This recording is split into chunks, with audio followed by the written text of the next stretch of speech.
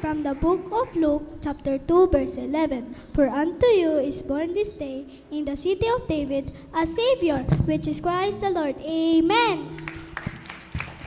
Praise the Lord. From the book of John, chapter 3, verse 16. For God so loved the world that he gave his only begotten Son, and whosoever believe in him should not perish, but have an everlasting life. Amen.